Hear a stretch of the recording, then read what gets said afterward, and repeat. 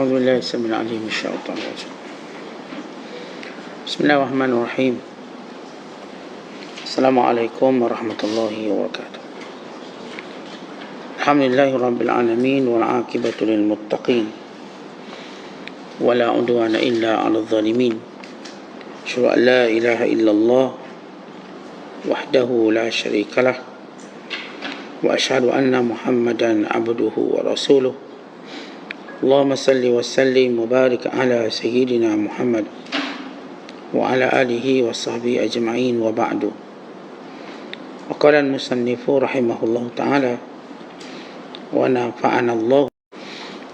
Berkata Imam Al-Allamah Syekh Abdul Qadir Al-Jilani, semoga Allah Ta'ala ilmunya, jika manusia menjauhkan diri dari jiran tetangganya dan dari selain mereka, lalu tanggungan anak isterinya pula berat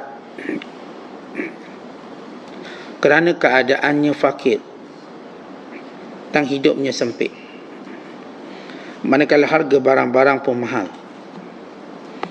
Kemudian teman taulan pula menutupkan pintu di hadapan mukanya. Ketika itu kamu akan ingat apa yang aku katakan kepada kamu itu. Kamu akan ingat dan menyesal. Tetapi semua itu sudah tidak berguna lagi. Dengarlah apa yang aku katakan ini, kerana sesungguhnya aku ini pengganti Nabi dan pengganti semua yang diutus oleh Allah Ta'ala, yakni Nabi-Nabi dan Rasul. Tuhanku, aku mohon kemaafan dan keafiatan dalam pergantian ini. Maksudku dan urusan yang aku sedang menanggungnya sekarang ini. Engkau telah mengambil balik semua para Nabi dan para Rasul kepadamu. Lalu engkau dirikan aku di barisan pertama, supaya aku menanggung kesusahan pada makhlukmu. Aku mohon sekali lagi akan kemaafan dan keafiatan. Bentengilah aku dari kejahatan syaitan manusia dan jin, dan dari bahaya sekalian makhluk. Amin. Muslimin dan muslimat, sedang penonton yang dirahmati Allah sekalian. Dahulu kita bicarakan tentang dalil kehidupan, maka diikuti dengan keikhlasan dalam beribadat kepada Allah, yang menjadikan Allah Ta'ala membukakan kepada orang yang ikhlas pintu karamah, yakni pintu kemuliaan. Yang ini terhasil bila mana seorang itu benar-benar bertawakal kepada Allah, benar-benar meletakkan pergantungan pada Allah, jinak hatinya dengan Allah, tenang hatinya dengan Allah, pengaduannya hanya kepada Allah SWT. Akan berlaku dalam kehidupan kita bila suatu hari nanti terputus hubungan kita dengan sekalian makhluk, dihimpit kesusahan demi kesusahan, maka waktu itu boleh kita mengetahui bahawa yang kita perlukan dalam hidup ini ialah Allah SWT. Kalau kita lihat bagaimana kita manusia hidup, apa yang kita cari dalam hidup ialah kebahagiaan, ketenangan. Yang kita cari dalam hidup ini ialah rasa lapang diri, atau disebut insyirah, lapang dada. Lapang dada, rasa tenang, rasa bahagia, apa sahaja yang melibatkan hati kita. Sebab hidup ini ialah soal hati. Akan sampai satu peringkat bukan soal hartanya, bukan soal pangkatnya, bukan soal jawatan, bukan soal anak-anak, bukan soal pasangan, tapi ia adalah persoalan hati kita. Kita berusaha sedaya upaya kita mencari harta untuk bahagiakan hati kita. Kita mencari pasangan hidup untuk bahagiakan hati kita. Kita cari jawatan dan pangkat untuk bahagiakan hati kita. Kita cari teman dan taulan untuk bahagiakan hati kita.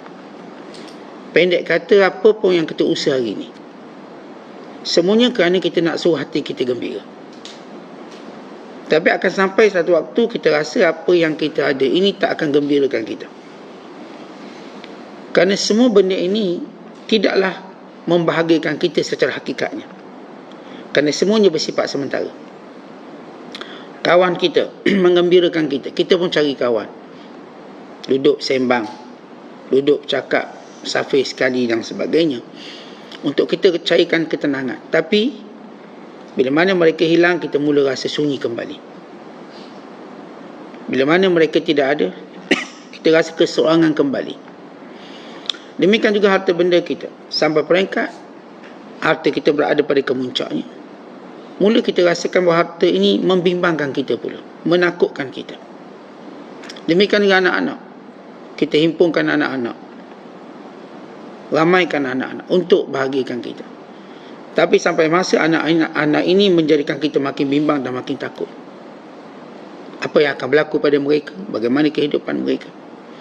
Semua benda yang bertujuan untuk menyenangkan kita akhirnya menimbulkan kebimbangan, menimbulkan ketakutan. Ya, ada jawatan, akhirnya bimbang kalau jawatan ini dia akan hilang. Kalau jawatan ini menyebabkan dia tidak lagi disayangi atau sebagainya. Bila Nabi SAW menyatakan, inna qulubal ibad baina asabi'ir rahman yukallibuha kaifa yasha. Sesungguhnya hati-hati manusia itu berada dalam penguasaan Allah. Ya, Allah akan bolak-balikkannya mengikut apa yang dikehendaki. Hadis ini memberi tunjuk kepada beberapa perkara.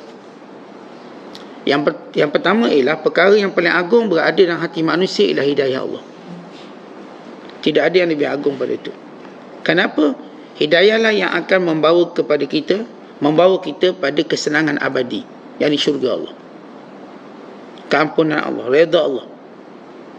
Maka siapa yang dalam hatinya tidak ada hidayah, maka dia menuju kehancuran. Dan maksud hati itu berada dalam genggaman Allah juga ialah bahagia dan juga kecewa, gembira. Kita tengok ada orang dibuat macam-macam untuk bahagia, tak bahagia, kerana Allah yang akan tentukan dia bahagia atau tidak. Dia dah pergi main sana, main sini, melancong sana, melancong sini. Dia dah makan itu, makan ini.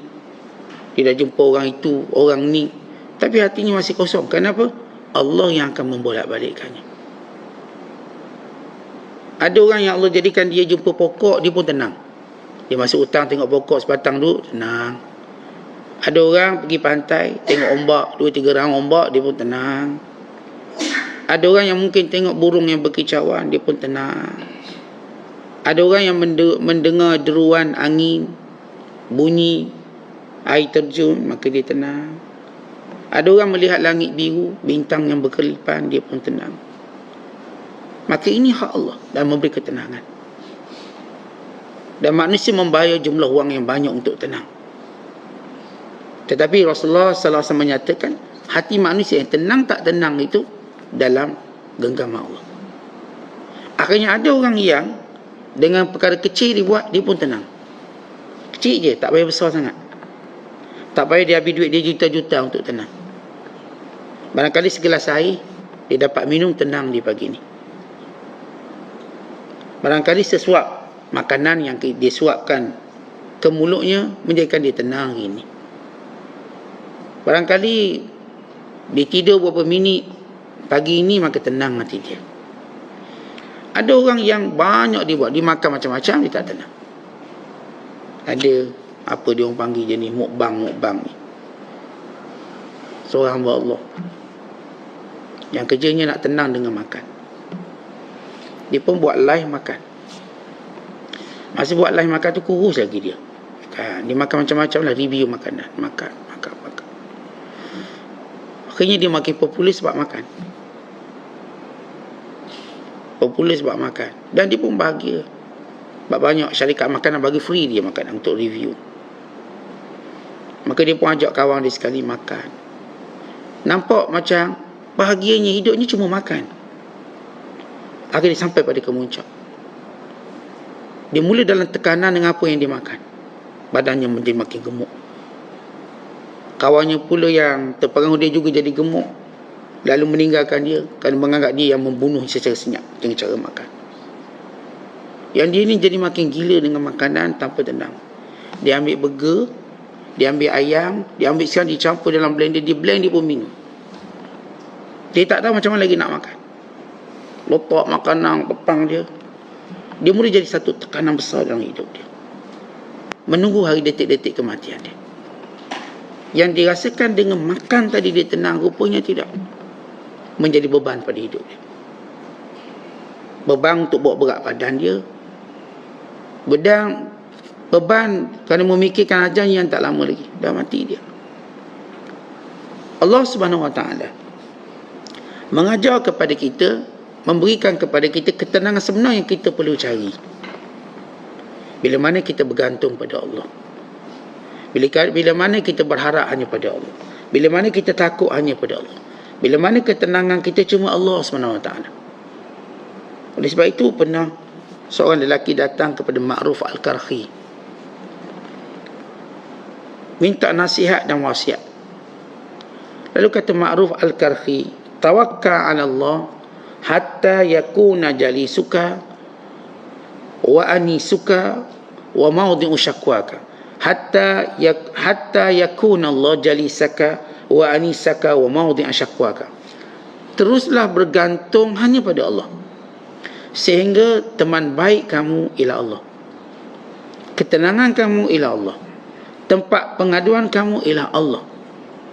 Bila Syekh Abdul Qadir sebut di sini, akan sampai satu waktu kita akan bersendirian, jiran tetangga tak ada, manusia tak ada. Barangkali kita akan dibebani dengan kos sara hidup yang tinggi, barangkali kita dibebani dengan sikap-sikap manusia. Waktu itu kita akan rasa tertekannya kita, depression yang tinggi. Kita akan rasa azabnya kehidupan ni, kecewanya kita, sebab kita telah salah daripada peringkat awal lagi. Kerana semua benda ni bukan ketenangan kita. Ketenangan itu ialah bila kita bersama dengan Allah, dan Allah untuk kita bersama dengannya ia satu jalan, mentaatinya. Dan mentaati Allah sama ada dengan fizikal kita, badan kita, atau hati kita, atau lidah kita. Badan gerakan ibadat, lisan dengan zikir-zikir, hati dengan segala keikhlasannya. Maka waktu itulah kita akan rasa pertama tenang dengan Allah Subhanahu Wa Taala dan rindu untuk bertemu dengan Allah. Kata Zunnun Al-Misri, man ishtaghala qalbuhu wa lisanuhu bidzikri qadhafallahu fi qalbihi nur ashtiyaki ilaihi. Siapa yang sibukkan hatinya, lidahnya bagi mentaati Allah, mengingati Allah, akan Allah campurkan dalam hatinya cahaya kerinduan padanya. Contoh bagaimana manusia ni sama ada dalam dua keadaan, dia mencari tenang dengan makhluk, atau dia mencari tenang dengan pencipta, dengan Khalik. Sama ada cari tenang dengan makhluk atau tenang dengan Khalik. Yang mencari tenang dengan makhluk semua dah gagal, semua gagal. Dan kita tengok macam saya katakan tadi, manusia cuba himpun harta untuk tenangkan hati dia, akhirnya hartanya membimbangkan dia. Manusia cuba cari jawatan untuk tenangkan hatinya, akhirnya jawatan itu menggusarkan dia. Semua benda yang dicari dalam hal dunia, makin bertambah takut dia, bimbang dia, makin bertambah tekanan dia, makin bertambah celaan manusia padanya. Maka tak ada ketenangan di situ. Maka dia ada pilihan yang kedua, dan ini sebenarnya pilihan yang pertama yang patut dibuat. Kenapa kita sebut pilihan dua? Dari sudut kebiasaan manusia hidup yang tanpa bimbingan, semua mereka mencari dunia untuk tenang. Yang kedua, ini berlaku selepas mereka dah gagal, mereka mencari Tuhan. Tapi waktu itu, waktu manusia dah gagal, mereka mencari Tuhan, wa imma mereka terlambat mendapatkannya, mati, kat nak mati baru rasa. Sebagaimana yang berlaku kepada Lenin, ketua komunis zaman dia. Dekat nak mati baru dia mengetahui ada satu kuasa besar yang menguasai dirinya, baru dia mengakui Tuhannya. Sebelum ini komunis tak percaya pada agama, tak percaya pada Tuhan, bukan mengatakan ad-din afyun ummah, agama itu cuma candu, macam dadah kepada umat ini, ketagih, tak ada faedah. Akhirnya sekarang ni bila dekat nak mati, dia mula rasa bahawa adanya Allah. Tapi sudah terlambat. Kan itu dalam hadis Nabi sallallahu alaihi wasallam menyatakan, ta'arraf ila Allah fi rakha ya'rifka fi syiddah. Dekati Allah ketika mana kamu senang, maka Allah tak biarkan kamu ketika mana kamu susah. Di dalam tekanan-tekanan tadi Allah tak biarkan kamu. Ada orang-orang yang Allah biarkan ketika dalam tekanan. Pertama, dia akan bunuh diri. Automatik. Kenapa waktu hidup dia senangnya dia tak ingat Allah. Waktu dia tertekan, waktu dia merasakan apa yang dia kumpulkan selama ini untuk jadikan dia tenang menjadi musuh dia. Kawan-kawan yang dihimpunkan untuk tenangkan dia jadi musuh dia. Harta benda yang dihimpunkan untuk tenangkan dia jadi musuh dia. Pangkat jawatan yang dicari untuk tenangkan dia, musuh dia. Semua dia nampak permusuhan menghala pada dia. Dia rasa berseorangan. Maka pertama Allah akibatkan dia, ialah dia akan bunuh diri. Bunuh diri. Maka kita pun dengar, kita pun tahu jumlah orang yang mati bunuh diri. Orang yang bunuh diri ni, tuan-tuan sekalian, bukan orang miskin. Orang kaya, orang di jawatan, orang popular, orang yang glamour. Kalau kita lihat statistik secara jujur, yang bunuh diri ni kerana dia tak ada apa-apa ke, atau dia punya apa-apa tapi dia tidak ada sesuatu pun dalam hati dia, akhirnya bunuh diri. Menjadi penyakit manusia hari ini. Tanda Allah Ta'ala biarkan dia dalam tekanan hidupnya, maka Allah tidak hadirkan walau seorang pun orang baik dalam hidup dia. Akhirnya dia mati dalam keadaan tak ada orang baik sisinya. Itu bila kita baca hadis tadi, ta'arraf ila Allah fi rakha ya'rifka fi syiddah. Dekati Allah waktu kamu senang, Allah tak biarkan kamu waktu susah. Kita nak tahu orang-orang yang Allah biarkan waktu dia susah, Allah tak peduli dia. Dek kerana waktu senang dia tak ingat Allah. Dia tak cari kebahagiaan dengan Allah, dia cari kebahagiaan yang lain, dengan harta, dengan jawatan, dengan manusia, dengan glamour, dengan itu. Maka tanda pertama Allah biarkan dia akan bunuh diri. Sebab kalau orang tu ada iman, dia bergantung pada Allah, sesusah mana pun hidup dia tak akan bunuh diri. Dia menunggu pertolongan Allah, kemenangan, atau dia gugur syahid.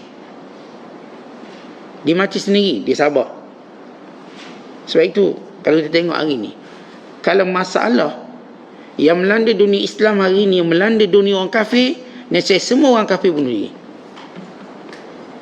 Tapi masalah yang melanda pada dunia Islam menunjukkan umat Islam ni kuat.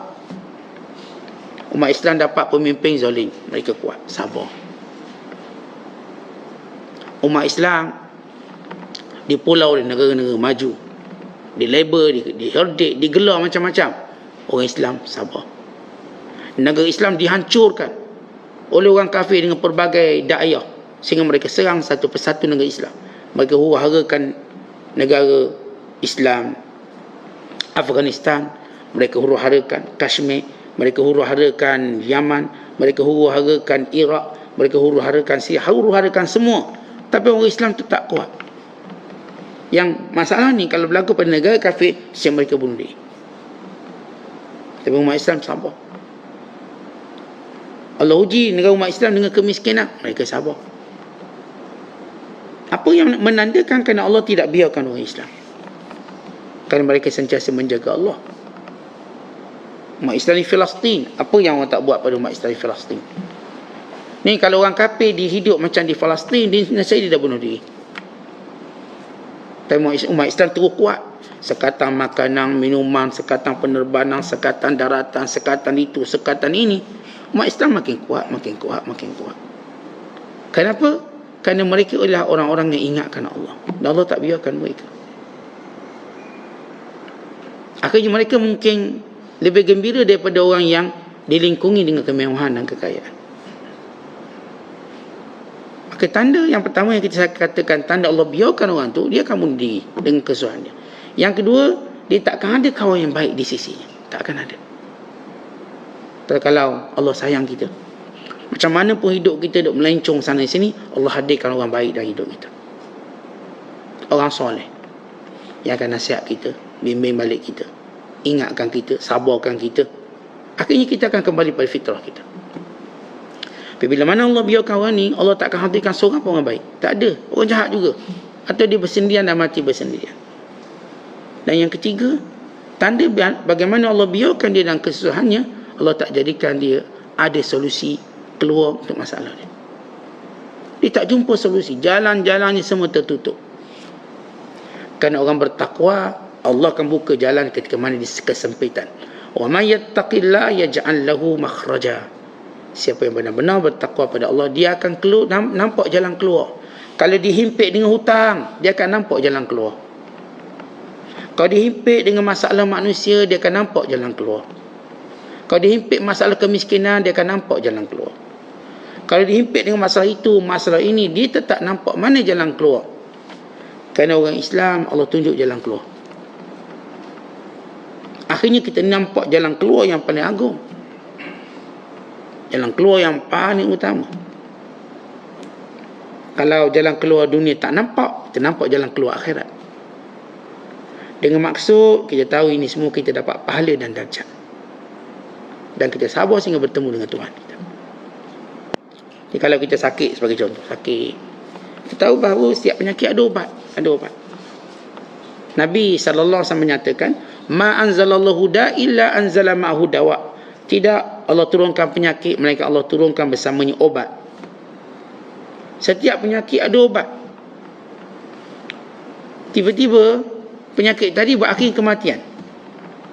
Ya, kerana kematian itu obat bagi orang beriman.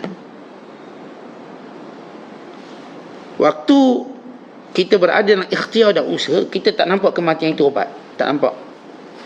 Semua kita bila demam je, carilah ikhtiar, Panadol sana. Ikhtiarlah minum air itu, minum air ni. Kemudian kena penyakit yang makin lama makin teruk. Kita pun pergi hospital, jumpa doktor pakar. Obat. Sampai ke muncak doktor pun angkat tangan berdasarkan ilmu dia tak ada apa. Kita nampak obatnya ialah mati. Mati yang dengannya kita akan mendapat darjat dan pahala. Pada permulaan Allah tak tunjukkan kita mati itu obat dia. Tak. Tapi pada kesudahan penyakit kita, andai kata penyakit ini memang tak sembuh secara biasa di dunia, maka Allah sembuhkan dengan kematian. Yakni dia akan bergembira dengan kematian dia. Pahala yang besar. Sebab itu disebut dalam hadis. Bagaimana orang-orang yang dahulu sakit di dunia, lalu diberi pahala yang lebih banyak daripada orang yang sihat. Maka orang-orang sihat bertanya, ya Allah, kenapa dia dapat pahala banyak? Maka kata Allah, mereka dahulu diuji olehku dengan penyakit. Diuji olehku dengan masalah sehingga mereka tidak berakhir melainkan dengan kematian. Lalu kata orang-orang yang tidak diuji ini, ya Allah, boleh tak kami kembali ke dunia supaya kami sakit? Sehingga kulit-kulit kami sakitnya seperti digunting-gunting untuk kami dapat pahala ini. Allah kata tak boleh. Tak boleh. Nak beritahu, sampai peringkat orang beriman, dia datang redha yang bersangatan bahawa dia akan mati. Sedangkan orang yang Allah biarkan dia, sampai sudah dia tak redha untuk mati. Saya tak nak mati, saya tak nak mati. Akhirnya kiok juga mati. Orang beriman sampai peringkat Allah tunjukkan, saya sudah bersedia untuk mati. Kalau ini akhir kehidupan saya, moga Allah ampunkan saya. Moga Allah rahmati saya. Maka dia telah menitipkan wasiat-wasiatnya pada orang disayangi. Diberi wasiat pada anak dia. Diberi wasiat pada kawan-kawannya. Kerana dia benar-benar redha. Kerana Allah beri ibu segala obat. Redha dengan kematian. Untuk dia bertemu dengan Allah. Sedangkan orang yang Allah biarkan dia, hidupnya dulu tak tawakal pada Allah, cuba bahagia dengan makhluk, tidak pernah beribadat kepada Allah, maka Allah jadikan matinya dalam tekanan yang membawa pada bunuh diri, menjadikan tak ada orang baik untuk bersama dengannya, dan dia tak jumpa solusi. Kalau datang mati, dia akan kecewa dengan kematiannya. Tapi orang beriman, sebagaimana kata Nabi SAW, bila mati orang beriman, mustarihun, dia mula rehat daripada kesusahan dunia, daripada segala gangguan dunia, dia dah rehat, tenang.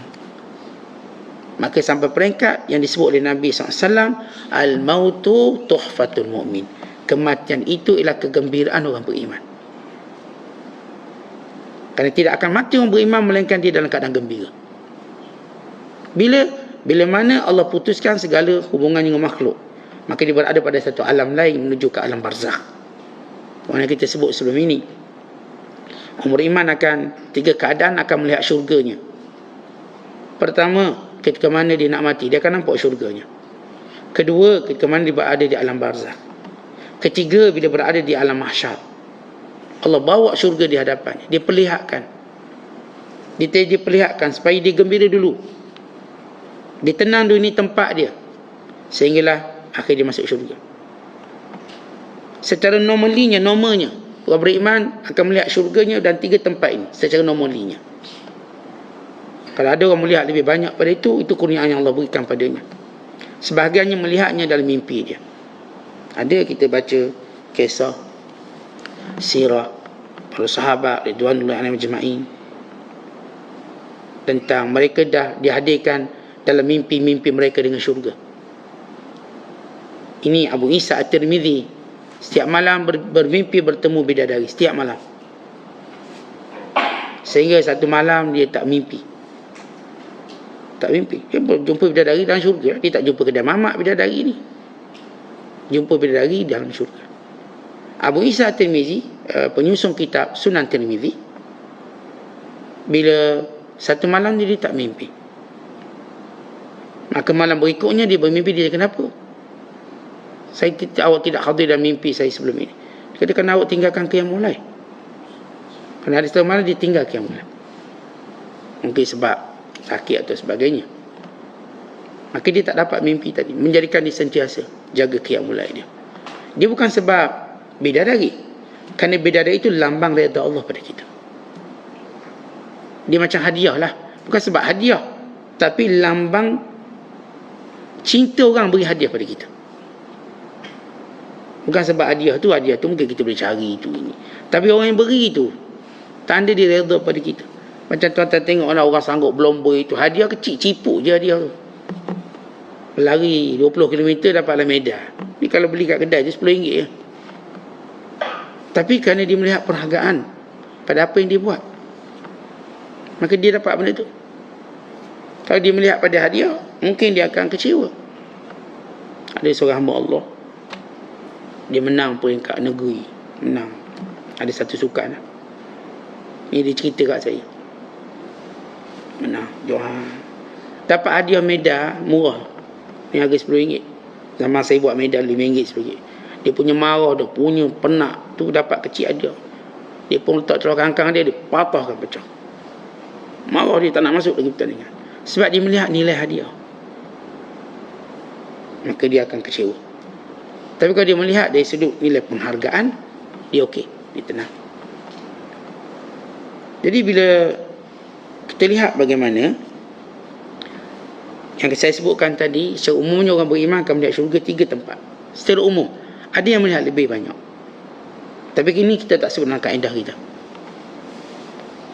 Secara umum, semua orang beriman akan melihat syurganya ketika mana nak mati, ketika mana dalam kubur. Kerana Allah berfirman, bukakan kepadanya pintu syurganya untuk dilihat. Dan yang ketiga, ketika mana dia berada di padang mahsyar sebelum diputuskan hukuman, sebelum ditentukan qada ataupun penghakiman, melainkan diperlihatkan syurga padanya.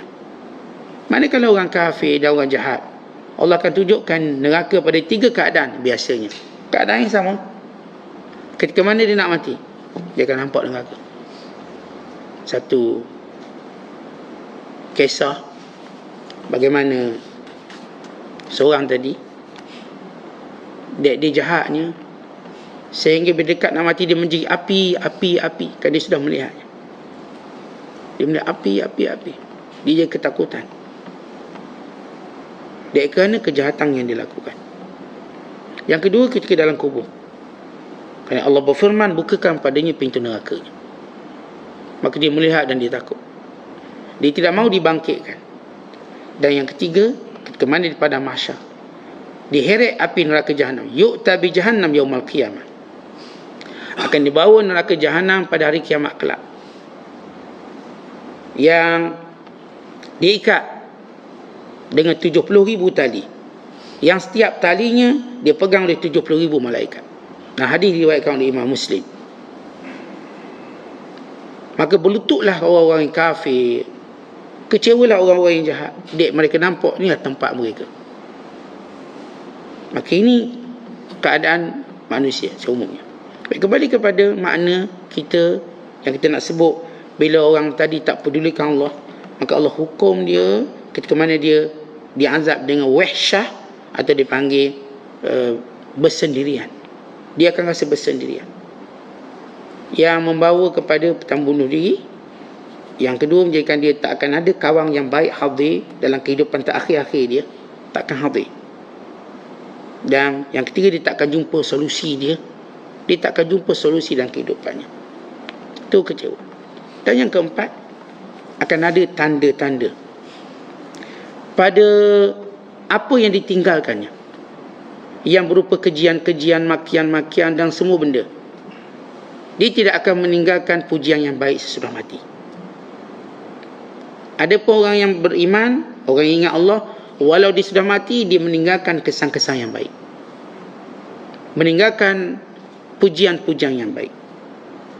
Bila Nabi Allah Ibrahim berdoa, waj'alni lisana sidqin fil akhirin, ya Allah, jadikan aku ini dalam lidah-lidah makhlukmu pujian-pujian yang baik, pujian-pujian yang baik. As-sana'ul hasan, as-sana'ul jamil, pujian yang baik. Orang yang dekat dengan Allah, tidaklah dia mati walaupun sebelum ini tidak dikenali, akhirnya orang akan menyebut kebaikannya sehingga dia dikenali. Ada pun orang jahat, walaupun dia dikenali dengan itu dan ini kebaikannya, nanti tidak akan dia kenali melainkan kejahatan yang dibuat. Beza kalau orang tu ialah orang yang Allah Ta'ala jaga dia, bila mana dia mati, Allah akan jadikan orang menyebut kebaikannya, mendominasi kekurangan yang cuba disebut oleh orang lain. Tapi kalau orang tu jahat, yang dahulu hidup tidak mau bersama dengan Allah, Allah menjadikan pujian jahat itu mendominasikan pujian baik. Orang cuma nampak jahat. Contoh, bila kita cerita Mustafa Kamal Atatürk, walau dia mati, orang cuba puji dia dengan segala pujian, tapi akhirnya orang mula menyedari dia jahat. Akhirnya segala hamburan keji yang mula wujud. Bermula daripada isterinya sendiri. Tulis biografi dia, menyebut tentang bagaimana penzinaan yang dilakukannya, bagaimana kejahatannya. Dia mencabul anak-anak sekolah, sesudah mereka hamil dihantar keluar negara atas nama beasiswa kerajaan. Begitu dia lakukan. Dia bongkarkan oleh isterinya bahawa dia seorang homoseks. Dibongkarkan oleh isterinya dia berpenyakit kelamin. Isterinya pertama bongkarkan dalam biografinya, sebelum orang lain, orang kanan dia, orang dekat dia. Kalau siapa pun yang membiarkan Allah waktu dia senang, maka waktu mana dia memerlukan Allah, lihat bagaimana Allah perlakukan dia. Bayangkan seorang yang sudah mati, tidak lagi punya kemampuan apa-apa, dia tu dikeji dan dikutuk walau dia sudah mati. Tapi demikian hukum Allah pada dia. Manakala orang baik pula, walau dah mati, terus pujian-pujian dikeluarkan. Hatta musuhnya juga memujinya. Kenapa? Demikian Allah jaga dia. Oleh sebab itu, kembali pada apa disebut Syekh Abdul Qadir, akan sampai waktu bila kamu tak bertawakal pada Allah, kamu tak dekat dengan Allah, kamu akan kehilangan jiran. Yang ni kehilangan apa yang di sisi kita. Jiran ni bukan sekadar kita sebut orang-orang manusia. Yang dekat dengan kita semua kita akan hilang satu hari nanti. Kekuatan kita, kesihatan kita, tu badan kita semua hilang. Dan orang-orang yang kita sayang berupa anak bini pun hilang. Dan ada bebanan-bebanan pula. Bahkan kita akan rasa hidup ni makin sempit. Ke mana kawan-kawan kita tutup pintu, tak nak pedulikan kita. Kata Syekh Abdul Qadir, kamu akan ingat apa yang aku cakap. Apa dia? Aku suruh kamu mendampingi Allah, bukan makhluk. Kita tengoklah orang yang besar. Kita ambil contoh mudah, orang politik lah. Bila dia dah tak dapat bertanding tempat dia, dah tak ada kursi, bagaimana orang buat pada dia? Dia bersendirian. Tak ada orang berani dekat dengan dia. Kalau dekat kan dengan dia tak dapat bertanding, dah tak dekat. Nampak pengasingan. Penyokong pun nampak dah tak ada, dah bagi yang dulu dapat. Ni tak confirm, tak bertanding ni. Confirm tak itu, maka dia pun jawab, akhirnya dia bersendirian. Maka dia akan ingat apa yang dibuat dulu. Kalau dahulu kamu tidak mau bersendirian dengan Allah, maka hari ini Allah jadikan kamu bersendirian dengan masalah kamu. Kalau dahulu kamu sanggup bersendirian dengan Allah, insya Allah tak biarkan kamu bersendirian dengan masalah kamu. Tetapi bila kita sebut bersendirian dengan Allah, atau disebut dengan makna khalwat atau disebut juga makna uzlah. Tetapi kita nak faham konsep uzlah bukan di bukit, bukan di gunung, bukan dengan cara kita katakan duduk seorang dalam hutan. Itu cuma uzlah zahir. Uzlah yang disebut oleh para ulama sufi, yang sebenar menjadikan kita pertama sentiasa punya masa dalam ibadat pada Allah. Maka itu uzlah. Bila orang boleh solat jemaah, bila orang tu boleh jaga masa ni dalam menuntut ilmu, maka dia beruzlah. Sebab dia berikan masa dia dengan Allah. Dia beruzlah. Yang kedua, orang yang beruzlah ini ialah orang yang sentiasa gunakan ruang yang ada untuk muhasabah. Muhasabah. Sehingga dia tahu arah tuju hidup dia kat mana. Tapi orang yang tak muhasabah diri, dia tak beruzlah. Dan yang ketiga, makna uzlah tadi ialah orang yang dengan keadaan dia menimbulkan pertama rasa takutnya kepada Allah. Kemudian yang kedua, rasa haibahnya kepada Allah. Yang ketiga, rasa cintanya pada Allah. Maka dia dapat buah uzlah. Dia kena buat sesuatu sampai dia takut Allah. Dia kena buat sesuatu sampai dia nampak hebatnya Allah. Dia kena buat sesuatu sampai dia rasa cinta pada Allah. Kata hari ni kita buat seluruh urusan dunia sehingga kita takutkan urusan dunia itu gagal. Orang kerja main saham, sebagai contoh main saham, dia mula daripada dia spend masa dia 1 jam tengok carta saham. Dia pun buat pula ni profil palsu untuk test market saham. Dia pun cari mentor dia untuk faham saham. Dia buat beberapa cara bagaimana dia ajar oleh pakar-pakar saham ni. Dia buat mengkaji saham itu dari ni. Okay, bila dia buat tadi, dia mula rasa seronok, dia ada ilmu, maka dia pun masuk, dia pun untung. Bila dia untung apa yang berlaku pada dirinya, dia mula rasa takut. Takut apa? Takut rugi. Dia takut rugi. Kerana itu dia buat segala persiapan jangan rugi sesedar untung. Lagi apa? Dia rasa hebatnya untung dia tu. Untung banyak saham. Tak 100, untung 1 juta, 2 juta. Hebatnya rasa. Lagi, dia rasa cinta dengan benda ni. Cinta. Masa dia dengan benda ni. Tak tahu dia boleh tengok skrin tu 2 jam, 3 jam tengok.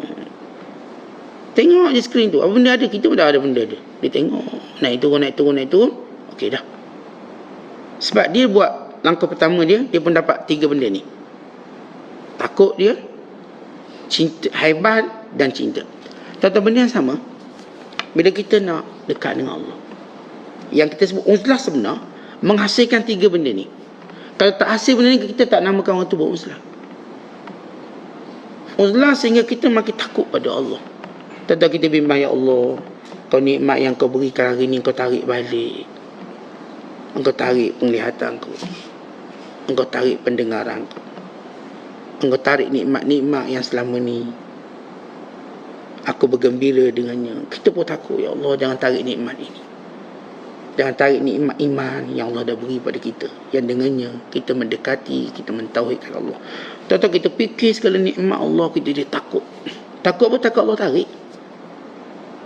Dek, bila kita takut Allah tarik, kita terus beribadat pada dia. Ini takut. Sebab manusia paling takut hilang sesuatu yang dia sayang. Kita sayang anak, takut tak hilang? Takut. Kita akan buat apa pun untuk anak kita. Kita kerja, sayang tak kerja, sayang. Takut tak hilang kerja? Jangan, saya sanggup buat apa, bos cakap apa pun. Kalau bos suruh datang malam, saya datang. Datang pagi pun saya datang. Takut hilang kerja sebab dia sumber hidup kita. Tetapi kalau hari ni kita fikir balik, kalau Allah tarik satu persatu nikmat, takut tak takut? Hari ni kita boleh bercakap, lepas tu bisu keluar. Hari ni kita berjalan, lepas tu terus gaut, terus kita kena stroke atau sebagainya. Takut atau tak takut? Hari ni kita hidup, tiba Allah ambil nyawa kita, mati kita. Hari ni kita kaya, Allah tarik nikmat kaya, lalu kita miskin, berhutang, keliling pinggang, muflis, bankrupt. Hari ni kita ada jawatan, esok Allah Ta'ala jatuhkan kita sejatuh-jatuhnya. Tetapi kita fikir benda, kita bimbang, ya Allah, kalau tidak kerana mata yang kau beri pada aku, telinga, kalau tidak kerana tangan, kaki, kalau tidak kerana nikmat dan hidayahmu, aku tak akan berada di sini. Ya Allah, jadikan nikmat ini berterusan padaku.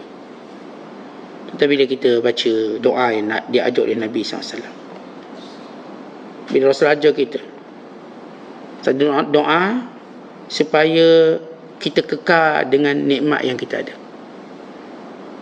kekal nikmat kesihatan, kekal nikmat pandangan, kekal nikmat pendengaran, kekal nikmat kekuatan badan, dan menjadi waris kepada keturunan kita. Waj'alhul warisa minna, ya Allah, jadikan ia warisan untuk zuriat keturunan kami. Kita minta daripada Allah Ta'ala supaya nikmat mata, nikmat penglihatan, Allah jadikan ia berkekalan dengan kita. Kita tak mati melainkan nikmat ni masih ada dengan kita. Tetapi bayangkan belum kita mati, Allah ambil nikmat penglihatan kita. Macam mana hidup kita agak-agak? Walau kita kaya banyak, tapi mata tak ada, buta, tak nampak. Ini bila mata kelabu pun dah rasa Allah. Kita rasa lemahnya kita mata kelabu. Nak baca buku kena cari spek, tak ada spek tak baca buku. Lemah kita, tak tahu dah. Mata ngerabung jauh pula, tak ada spek mata, tak nampak jauh. Akhir sesat. Kita lihat nikmat ni, kalau kita fikir Allah ambil hari ni, takut tak? Takut. Baik, itu dia uzlah. Beruzlah sehingga timbul rasa takut. Kemudian rasa haibah. Allah, hebatnya nikmat Allah bagi. Hebatnya Allah yang menciptakan, yang menjadikan. Orang yang nampak Allah tu hebat, sebagaimana ahli maksiat, dia sentiasa tengok benda dunia tu hebat. Hebat. Dia tengok jam hebat. Jam mahalnya 2 juta. Hebat. Dia tak tengok matahari lagi hebat. Berapa nak bayar ke matahari tu? Dia tak tengok bulan tu hebat. Dia tak tengok laut tu hebat. Ombak tu hebat. Berapa nak bayar? Dia tak tengok oksigen tu hebat. Dia nampak yang orang buat jam tangan ni bertatak emas kan, 2 juta. Hebat, hebat, hebat. Kalau saya boleh pakai. Dia lupa buah pinggang dia ada tu hebat. Kalau hilang sekeping, hilang sebiji, habis dia. Kalau pakai jam mahal, tapi buah pinggang satu tak ada. Nak? Oh, tak ada orang nak. Dia tak nampak hebat tu yang Allah cipta. Dia nampak yang orang cipta, yang manusia cipta tu hebat. Oh, buat rumah so hebat rumah ni. Dia tak nampak Allah ciptakan saraf dia ni hebat, sehingga dia boleh berjalan. Tuan-tuan, kita kalau tengok orang buat tangan robot, tuan-tuan pernah tengok tak tangan robot, kaki robot? Dia buat tangan. Tengok keras ni, nak boleh bengkokkan dia. Kita Masya Allah dengan lemah gemar Malaysia boleh menari lagi kita, lembutnya. Tuan-tuan pernah tengok robot menari? Macam mana robot menari tu? Keras kejung kata orang kampung ni. Tak ada seni. Allah jadikan manusia lembut. Manusia mampu menari dengan lembut, dengan kelembutan segala sendi-sendinya. Kita manusia boleh bersenang sebab apa? Sebab Allah jadikan sendi-sendi kita lembut tu, boleh bersenang. Lembut sendi-sendi kita. Kita boleh bersenang. Nak pumping ke, kita nak sit up ke, benda ke, boleh. Flexibility ada pada badan manusia. Nikmat. Berapa kita nak bayar? Harga tu semua. Kita kagum dengan benda ni mahal, benda tu mahal. Kita lupa pada ni dalam badan kita ini sesuatu yang tak boleh dijual. Allah jadikan kita jutawan dengan nikmat badan kita. Sehingga Allah berfirman, wa fi anfusikum afala tubsirun, pada diri kamu tidakkah kamu lihat? Berapa harga kita nak bayar mata sebiji ni? Berapa harga kita nak bayar satu jari kita? Bayangkan kalau patah satu jari, nak basuh berak pun tak boleh. Baru satu jari, bukan semua. Tentang sakit ni, kuku kita ni kena sakit kuku ni. Masa tu dah rasa Allah, hilang nikmat. Kecil je nikmat, rasa macam tak ada apa yang lain. Allah bagi kita sakit gigi sebatang ni, dalam 32 batang, 36 batang, sebatang je sakit, habis semua makanan tak sedap. Habis makanan satu kedai tu tak sedap. Kalau ni waiter datang pada orang sakit gigi, bang nak makan apa? Dia tanya balik, awak nak makan penampar? Orang sakit gigi boleh makan apa? Tak boleh makan apa? Nak beri apa pada orang sakit gigi? Cuba offer orang sakit gigi, beri ni tak boleh, beri ni tak boleh. Jangan kata sakit gigi kena matikan dia. Matikan. Ulcer. Sikit je pecah mulut ni. Minum air masak pun sakit, jangan kata minum air lain. Berapa juta nak bayar? Tengok orang kena batu karang tak boleh kencing. Nak kencing. Ada seorang hamba Allah, dia kena batu karang tak boleh kencing. Panggil, Ustaz tolong Ustaz buat air. Kita buat air lah. Ikhtiar. Tak boleh kencing. Kita rasa Allah nikmatnya kencing. Sampai menggeliat ni tak boleh kencing. Hatta pergi hospital. Untuk apa? Untuk kencing. Bayar ribu-ribu apa. Puang batu karang untuk rasa nikmat kencing. Tuan-tuan, kita tak pernah rasa nikmat kencing sehingga kita tak boleh kencing. Berapa nak bayar tu agak-agak? Ni kalau ada orang kaya, dia gadai semua harta dia. Hanya untuk kencing. Demikian Allah jadikan nikmat tu banyak. Kali itu bila kita sebut uzlah sebenar, dia menghasilkan rasa takut, rasa haibah, segala nikmat yang Allah bagi, apatah lagi zat Allah yang mulia, yang agung, dan rasa cinta. Rasa cinta. Tiga ni betul uzlah orang tu. Jadi bukan kita sebut uzlah dan Islam, okey pergi masuk gua. Okey, saya nak ajak semua buat uzlah. Jom masuk gua. Gua mana nak cari? Gua Bewah. Kat Tasik Kenyir. Atau nak masuk ke ni, kita nak masuk ke gua-gua yang lain yang dekat ni. Gua Musang ke besar sikit? Gua Musang paling besar. Gua paling besar di dunia namanya Gua Musang. Besar sekali. Satu daerah Gua Musang namanya. Kita ke sana misal kata, bukan begitu cara uzlah. Uzlah dengan maksud menghadirkan rasa takut pada Allah, haibahnya Allah, dan kita rasa cintanya Allah. Dek tiga sifat inilah, lalu kita akan buat satu benda, satu gerakan yang ekstrim, namanya mendekati Allah. Ibadat. Ibadat yang sempurna hanya boleh dilakukan oleh yang ada tiga benda ni dalam diri dia. Dia rasa takut pada Allah, dia rasa hebatnya Allah, dia rasa cintanya Allah. Maka barulah terhasil ibadat yang paling tinggi nilainya, yang ketinggian nilainya pada ikhlas dirinya dan ikhlas hatinya. Al-Imam Ibn Rajab Al-Hambali membahagikan martabat manusia dekat dengan Allah ni dua. Satu orang yang ikhlas dalam perbuatannya, satu orang yang ikhlas dengan hatinya. Baik, apa bezanya?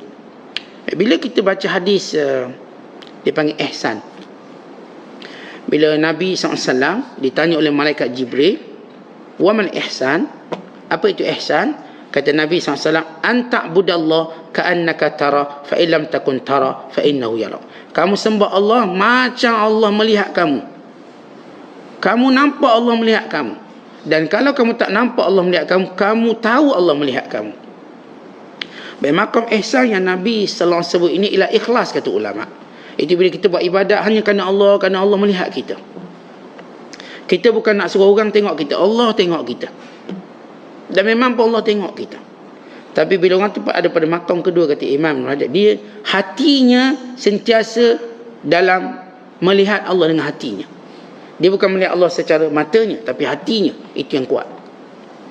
Ini orang makam tertinggi, sentiasa merasa dalam setiap keadaan hatinya melihat Allah. Bukan ketika mana dia menyembah Allah semata-mata, dan ibadat bersifat solatnya, puasanya, waktu dia nampak barang orang, jangan ambil, Allah tengok. Dia cuma melihat situasi itu, Allah sedang perhati. Ini makam pertama, yang bila mana kita buat sesuatu ibadat, kita rasa keberadaan Allah dalam diri kita, bahawa Allah sedang lihat kita, Allah sedang tengok.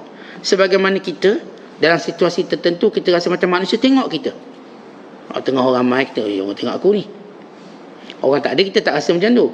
Waktu kita buat sesuatu, kita rasa macam ada mata-mata orang yang tengok kita, untuk kita cari redha dia. Itu orang tak ikhlas. Orang ikhlas pula, bila dia buat satu benda, dia rasa Allah melihat dia. Dia tahu Allah melihat dia. Dia tak berani ambil duit orang, dia tak berani waktu mana orang kita ambil rasuah, Allah sedang lihat kita ni. Dia melihat pada situasi itu. Tapi orang yang makam tertinggi, dalam hatinya sentiasa melihat Allah semua keadaan. Dia bukan waktu dia nak semayang, dia nak buat itu ini, semua, setiap detik dia melihat hatinya. Dia melihat dengan hatinya, melihat Allah SWT. Ini kata Imam Rajab Al-Hambali. Baik, jadi bila Syam tu dia kata, kamu akan ingat nanti bila semua makhluk tinggalkan kamu, bahawa yang sebenar-benar ialah kamu perlukan Allah, bukannya makhluk. Kan itu Allah berfirman, ya ayyuhan nas antumul fuqara'u ila Allah wallahu huwal ghaniyyul hamid. Wahai manusia, kamu ini amat berharap pada Allah. Kamu dah yang paling berharap pada Allah. Dan Allah itu maha kaya lagi maha terpuji. Allah tak harapkan kamu.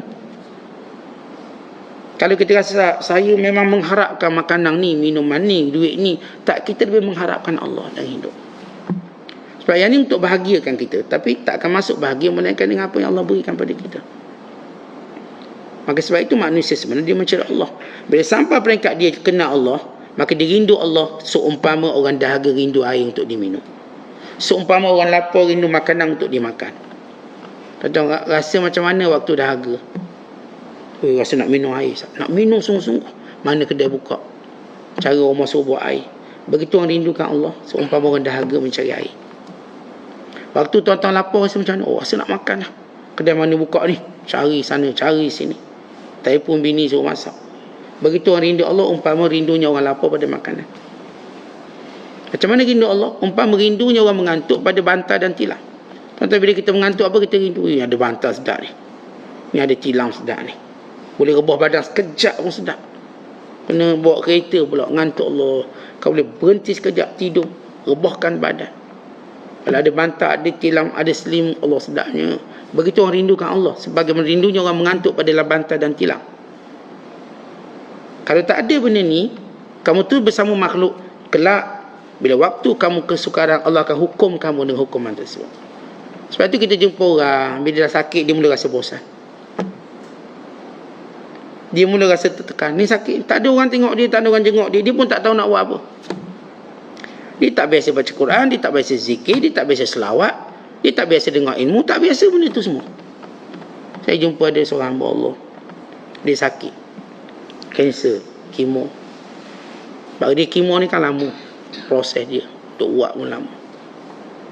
Saya kata awak buat apa? Dia kata saya dengar Quran, saya dengar ceramah sampai habis. Sampai sepanjang saya sakit, saya khatam kitab azkar. Dia ada pengisian besar. Panjang sakit, kitab azkar baca. Dia boleh dengar puluhan ceramah. Sebab dia daripada waktu dia siap, memang itu yang dia buat. Maka dia tak rasa kesunyian waktu dia bersendirian. Walau duduk dalam wad, nurse tak ada, doktor tak ada, dia dengan penyakit dia ada pengisian dia. Dia boleh zikir, dia boleh muhasabah, banyak benda dia buat. Sehingga dia rasa kelembutan Tuhan padanya. Dia rasa kerinduan untuk bertemu dengan Tuhan. Ini orang-orang yang Allah tak biarkan dia. Sebab tu tuan-tuan ingat, kata Syekh Abdul Qadir, ingat, nanti kamu susah, kamu tahu apa yang aku cakap ni betul tak betul. Waktu orang semua dah tinggalkan kamu, kamu tahulah apa benda yang aku cakap. Kemudian Syekh Abdul Qadir menyebut akhirnya,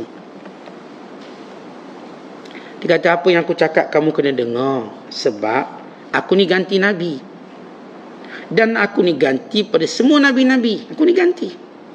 Tuan-tuan, Nabi SAW menyatakan apa? Innamal ulama warathatul anbiya. Ulama waris Nabi, yakni pengganti Nabi. Aku sedang menjalankan tugas Nabi. Dengarlah cakap aku. Aku beritahu pada kamu. Aku ingatkan kamu. Bukan ada kepentingan aku, melainkan kepentingan untuk kamu. Tuan-tuan, bila satu masalah hati kita ni dah padam cahaya, bila kita suka mendengar nasihat orang yang inginkan kebaikan untuk kita, dia bukan nasihat untuk kebaikan dia, kebaikan untuk kita.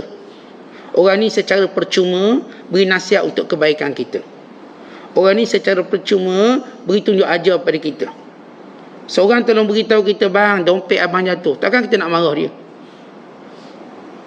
Kita dompet kita jatuh, duit ada, kad ada, jatuh. Seorang cakap, bang, duit dompet jatuh. Terima kasih kerana beritahu. Sebab apa? Dalam tu semua benda menguntungkan kita tu. Kalau hilang habis kita ni, IC-nya, lesennya, duitnya ada berlaku, surat nikahnya ada. Tadi itulah perumpamaan bila orang nasihat kita supaya tak jatuh ataupun tak jatuh daripada kita sesuatu yang rugikan kita, agama kita. Dia nasihat, kita pun marah dia pula. Pernah tak tuan-tuan jumpa orang yang tolong ingatkan orang yang jatuh dompetnya, akhirnya kena marah? Kenapa kau beritahu dompet aku jatuh? Belasah dia ni. Dia ni gila ke nombor ni? Umpamanya kita beritahu dia, bang, depan tu ada lubang, hati-hati, nanti jatuh. Kita pun marah dia. Suka aku lah, aku nak langgar ke, aku nak mati ke? Tak mungkin dia nombor dia tak bercakap demikian. Melainkan terima kasih, saya pun memang rasa macam tak perasan, bang, depan tu ada speed trap, bang, hati-hati bang. Tempat tu bawa bukan 80 bang, 60 tu. 60. Kita pun terima kasih, selamat 300. Kalau ada orang jirang sebelah kita, jirang jalan raya sebelah, tolong angkat lampu je. Begitu, ada polis tu. Kita punya terima kasih. Balik. Terima kasih. Selamat 300.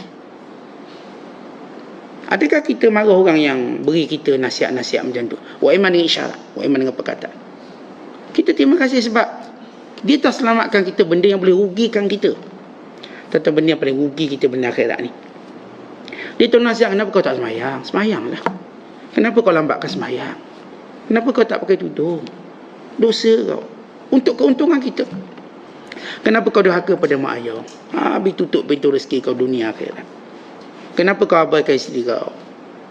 Kenapa kau ni lawang suami kau? Kita nasihat benda-benda yang untungkan akhirat. Tiba dia marah kita pula. Dan para ulama, mereka menjalankan kerja para Nabi. Mereka menyampaikan apa yang akan untungkan akhirat kita. Patutnya kita terima kasih. Sungguh-sungguh terima kasihlah. Ustaz-ustaz nasihatkan kita. Ustaz-ustaz ingatkan kita. Tidak, kita tak tahu ni haram, ini berdosa, ini tak boleh, ini boleh. Moga kita dapat redha Allah. Tentang untung kita faham benda tu.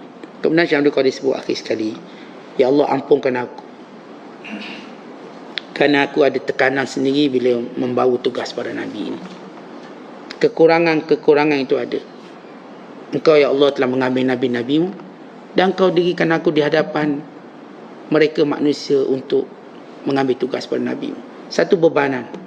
Aku memohon padamu ya Allah kemaafan dan keafiatan dan perlindungan daripada segala kejahatan manusia dan jin dan segala bahaya makhluk-makhluk yang lain. Ini tuan-tuan, para ulama pun dia orang ada beban. Sebagaimana beban para Nabi tanggung. Maka apa yang patut dibuat? Dan ini juga kepada setiap pemberi nasihat. Kadang-kadang kita mak, kita ayah nasihat anak-anak beban Ustaz. Tak tahu nak cakap apa dah anak saya mak. Tak tahu nak cakap apa dah ni orang ni. Kita ingat balik bahawa bila kita rasa terbeban, mohonlah kepada Allah Subhanahu Wa Taala pertama keampunan. Sebab apa pun beban yang menimpa kita, sebenarnya satu beban daripada kesalahan dan dosa kita apa pun. Maka mohon keampunan. Kan setiap kali kita mohon keampunan akan ringan tubuh badan kita. Sebab ada beban kita duduk pikul. Barangkali keikhlasan kita dalam menyampaikan dakwah, menyampaikan kebaikan pada anak isteri kita. Kita barangkali lebih nak marah berbanding nak nasihat. Barangkali itu sebabnya. Sehingga kita rasa terbeban dengan apa yang kita buat hari ni. Sebab saya dah berbuih mulut dah cakap dengan anak saya. Berbuih mulut dah cakap dengan suami saya. Berbuih mulut cakap dengan bini saya. Ni cerita berbuih mulut macam nak nazak sakaratul maut. Macam penat dah. Maka cek balik. Pertama mohon keampunan. Barangkali kita dah tak semangat nak nasihat orang-orang kita sayang ni. Memberi ingat pada orang yang kita cinta ni. Barangkali kita lebih sikap nak marah dia berbanding nak nasihat dia. Sebab nasihat tu kalau keluar dengan nada marah, dia boleh merosakkan telinga mendengar. Kita nak ikhlas sungguh-sungguh. Kita nak betul-betul yang saya cakap ni, saya nak beri kebaikan pada awak. Kebaikan pada keluarga awak. Kebaikan. Niatkan. Wa ma uridu illa al-islah mastata'tu. Tidaklah aku kehendaki melainkan untuk benda baik untuk diri kamu sekadar kemampuan aku. Wa ma taufiqi illa billah. Ini taufik datang dari Allah. Bukan sebab aku hebat. Kita boleh tegur orang jangan rasa kita hebat. Bukan. Tapi Allah taufikkan kita untuk tegur benda tu. Bukan orang ditegur tu jadi tak hebat. Awak pula tak ditegur dah tak hebat awak. Dia hebat. Tak ada istilah hebat tak hebat. Yang tegur, yang menerima teguran. Kita sama-sama mencari kemuliaan di sisi Allah. Yang menerima teguran barangkali lebih mulia daripada yang menegur. Barangkali. Yang menegur barangkali lebih mulia daripada ditegur. Barangkali. Dan kita tak tahu siapa pun yang mulia sebenarnya, melainkan orang yang mengambilnya dengan baik. Tak ada istilah yang tegur tu baik, tak semestinya. Yang ditegur tu kurang, tak semestinya. Kalau yang ditegur tadi menerima dengan baik, dia mungkin lebih baik daripada yang menegurnya. Mungkin. Itu semua dalam makna possibility, imkanat ataupun kemungkinan-kemungkinan. Tetapi jauhi perasaan merasakan kita lebih baik pada orang bila kita dapat tegur orang. Jauhi perasaan itu. Dan jauhi perasaan kita rasa bahawa kita ni teruk sangat sampai kita kena tegur. Tak. Itu hadiah dari Allah. Contoh bila ada orang beri hadiah kat kita, kita rasa hina ke? Bila ada orang beri hadiah, rasa hina. Saya nak beri hadiah kat awak nah. Orang ni tak dikenali nak beri hadiah. Rasa dia muliakan. Tuan-tuan, tegur orang itu hadiah. Takkanlah kita rasa terhina dapat hadiah. Hadiah yang lebih bermakna daripada hadiah material ni. Sebab dengannya kita boleh betulkan. Kita semayang orang tegur, ji, kiblatnya bukan kat situ, ji, ni sini. Kat sana Baitul Maqdis. Sini Kaabah. Takkan kita nak marah orang tu? Terima kasih. Kita mungkin ketahukan kesilapan yang mudah kita tadi. Terima kasih. Tapi bukan bermaksud kita paling hinakan, ditegur, tak tahu arah kiblat. Sebab dalam hidup ini mungkin ada kesalahan yang berlaku. Mungkin ada. Kerana semua orang akan terlibat dengan kesalahan ini. Tapi yang paling baik bukan orang yang tak buat kesalahan. Yang paling baik ialah yang memperbetulkan kesalahan. Sebab semua kita makhluk ada kesalahan. Kalau kita kata yang paling baik yang tak salah, bohong. Tak ada orang tak salah. Saya salah, tuan-tuan salah. Yang paling baik, yang setiap kali dia tahu salah, dia betulkan keadaan. Lalu kita tanya, apakah bila sesudah kita tahu salah, kita betul tak keadaan? Kita betulkan, makin yang baik. Tapi tak betulkan, terus berterusan kesalahan, makin tak baik. Maka Syekh Abdul Qadir pengajar doa yang kedua, bila susah dalam menanggung bebanan nasihat pada orang ini, mohonlah keafiatan dari Allah. Apa itu afiat? Afiat ni kesejahteraan. Apa maksud kesejahteraan? Maksudnya dalam pemeliharaan Allah, jagaan Allah. Allah jaga kita dengan benda-benda baik. Tak ada benda yang mencemarkan agama kita. Bila kita sebut Allahumma inni as'aluka al-afiyata, ya Allah aku mohon keafiatan, yang ini benda baik-baik. Bukan maksud afiat tu sihat tubuh badan, bukan. Walaupun kita sebut dalam bahasa kita sihat wal afiat, bukan. Kalau sihat tubuh badan, maknanya kita tak akan kena apa-apa benda yang bahaya. Tuan-tuan, ini Umar Al-Khattab mohon afiat, dia pun dibunuh. Uthman bin Affan mohon afiat, dia pun dibunuh. Kemudian para ulama menjelaskan afiat itu bukan maksud kamu sihat tubuh badan tu, macam kita sebut sihat wal afiat. Maksudnya tak ada benda yang mengganggu agama kita. Tak ada.